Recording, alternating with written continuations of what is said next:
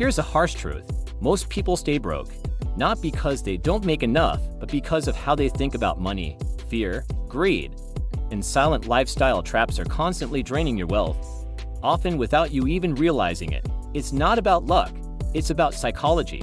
Today, we're going to pull back the curtain and uncover the deep-seated psychological reasons why so many people struggle financially, and more importantly, how you can finally break the cycle and start building real, lasting wealth. Let's start with the biggest wealth killer of them all: fear. Fear of losing money paralyzes people. It stops you from investing your savings, from asking for that well-deserved raise, or from seizing a business opportunity that could change your life. Think about it. How many times have you heard someone say, "I'm too scared to invest in the stock market. What if it crashes?" This isn't just an irrational feeling. It's a well-documented psychological principle called loss aversion. Behavioral finance studies have shown that the pain of losing money feels roughly twice as powerful as the pleasure of making an equivalent gain. So, if you lose $100, the emotional sting is as strong as the joy you'd feel from finding $200. This powerful bias causes people to play it safe, keeping their money in low-yield savings accounts where it's slowly eaten away by inflation. They see risk only as a threat, not as a necessary component of growth. The result: your money sits idle, your potential stagnates, and incredible opportunities to build wealth simply slip through your fingers, all because fear is in the driver's seat. But fear is only one side of the coin. On the other extreme, you have its destructive cousin, greed. Greed is what fuels the frantic chase for overnight riches, and often leads to financial ruin. It's the voice in your head whispering about that once-in-a-lifetime crypto coin that's guaranteed to go to the moon, or that speculative stock tip from a friend of a friend. Psychologically, this is driven by a powerful combination of overconfidence and a severe case of FOMO, the fear of missing out. You see others posting about their huge gains, and you feel a desperate urge to jump in, terrified of being the only one left behind. This emotional rush clouds your judgment, causing you to ignore fundamentals, abandon your strategy, and pour money into high-risk ventures without proper research. History is littered with the financial wreckage of those who let greed take over. From the dot-com bubble to countless get-rich-quick schemes, the story is always the same. Chasing fast money almost always ends in losing it even faster. True wealth is built slowly and deliberately, not in a frantic, greedy sprint. Now, let's talk about the sneakiest wealth trap of all: lifestyle inflation. This is the silent drain that keeps even high earners living paycheck to paycheck. Here's how it works. You get a promotion and a nice pay raise. Instead of saving or investing the extra cash, you upgrade your apartment, buy a fancier car, or start dining at more expensive restaurants. Your income went up, but so did your spending, leaving you in the exact same financial position as before, just with nicer stuff. This isn't a sign of poor discipline, it's human nature. Behavioral studies show we have something called hedonic adaptation, which means we get used to new levels of comfort very quickly.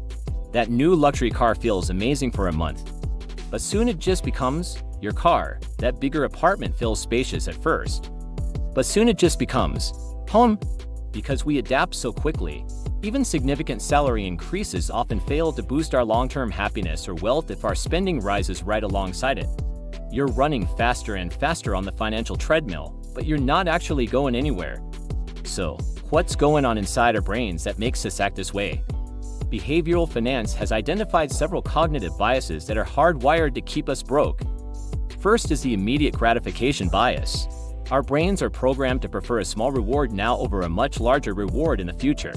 This is why choosing to spend $50 on a night out feels so much easier than investing that same $50 for your retirement, even though the future reward is exponentially greater. Then there's anchoring. This happens when we latch onto an irrelevant piece of information, like a neighbor's new car or a friend's lavish vacation photos on social media. We start comparing our lives to theirs and feel pressure to keep up, leading to overspending on things we don't need with money we don't have. And finally, there's the herd mentality. This is the tendency to follow the crowd, investing in something simply because everyone else is, rather than because it makes logical sense. Think of the frenzies around meme stocks or housing bubbles, people jumping out of a fear of being left out, not based on sound financial analysis. These biases are running in the background of your mind, influencing every financial decision you make. The good news is, you're not powerless. Breaking free from these psychological traps starts with one crucial step: awareness. Once you understand the biases working against you, you can start building systems to counteract them. The single most powerful tool is automation. Set up automatic transfers from your checking account to your savings and investment accounts the day you get paid. This way, the money is gone before you even have a chance to spend it on impulse. You are essentially paying your future self first and bypassing your emotional, short-term brain. Next, set clear, specific, and written financial goals. Don't just say I want to be rich. Say, I will save $1,000 a month for a down payment on a house.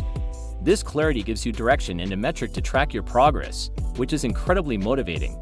And most importantly, learn to master your emotions.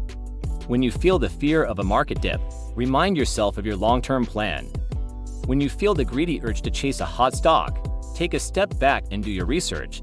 And when you feel the pang of comparison, log off social media and focus on your own journey. Your financial success depends on your ability to control these impulses. So, let's bring it all together. Building wealth has far less to do with the numbers on your paycheck, and far more to do with the mindset you cultivate.